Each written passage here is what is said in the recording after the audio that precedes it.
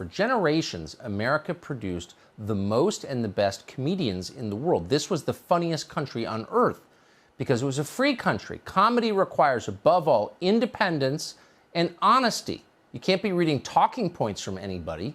You have to be telling the truth about them. That's the whole point. And the second you start sucking up, you only humiliate yourself.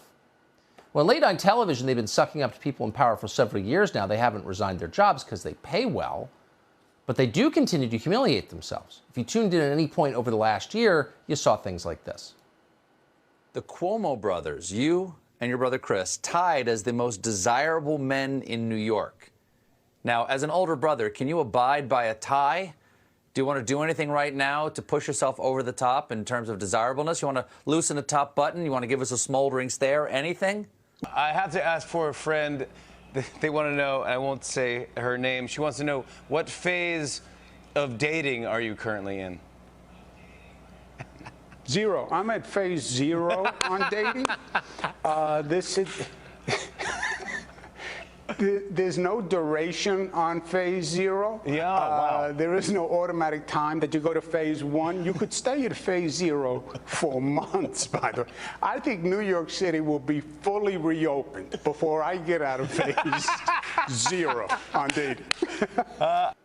Oh, it's so awful to watch.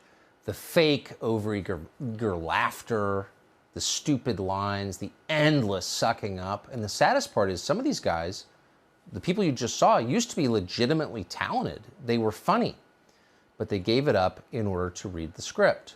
Sad as hell to watch.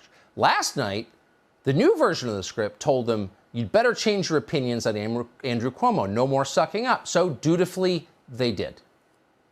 Well, guys, it was a big day here in New York as Andrew Cuomo announced that he's resigning as governor. During his remarks, he said it was best that he step aside. And then every woman in the room took 2 steps aside. During his announcement, Cuomo said that he's stepping down in 14 days. I'm sorry, but is this really a 2-week notice type of situation? Beautiful day here in New York City. Oh, yeah. 85 degrees, 75% humidity. And this afternoon, Andrew Cuomo resigned. Don't let the door hit you on the butt on the way out. But if it does, that door should also resign. Do you think when he comes home, his wife says, good job? Good job, you're really funny. Ah, no self-respect at all. Mark Stein has self-respect and clarity and honesty and, above all, perspective on the world, so he's hilarious by definition. He joins us now to assess what happened to everybody else. Mark Stein, great to see you. How sad did that make you watching that? I mean, some of those guys were legitimately talented at one point. At one point, but I got to say, after those last clips you played of Colbert and Fallon, that boy, that say what you like, but that Cuomo-sexual conversion therapy really works fast.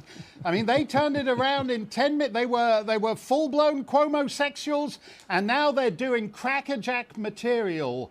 Like, what was that line that his writers wrote for him? Oh, Cuomo said he was going to step aside, and then all the women took 2 steps aside.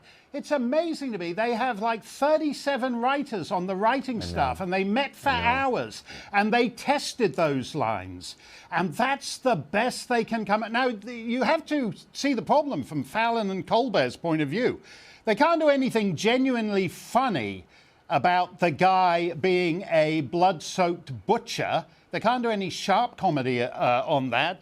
They can't do any comedy about how pitiful it is that they're all going on about how sexually they have the hots for him, and those mugs where he's bare-chested, the Cuomo-sexual coffee mugs, and they've fallen for an obvious racket because the last 3 governors of New York, all Democrats, have now all resigned in one sexual scandal after another. You could do, with your 37-man writing team, you could do some jokes about how Spitzer needed a room at the Mayflower in Washington, D.C., and that's like $1,000 a night.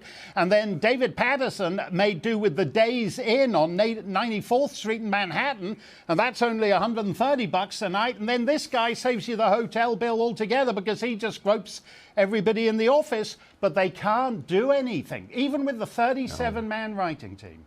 And I feel most sorry for my dear Commonwealth cousin, Trevor Noah from South Africa, whom I once saw at the London Palladium and who was marginally less unfunny. And what's interesting is that 10 minutes after landing at JFK to get his big job on the Comedy Channel, this guy, who's got all kinds of interesting perspectives, South Africa via London, all the rest of it, he's suddenly as instantly boring as all the rest of them. It's the death of comedy. It's no laughing matter. It's totally Soviet.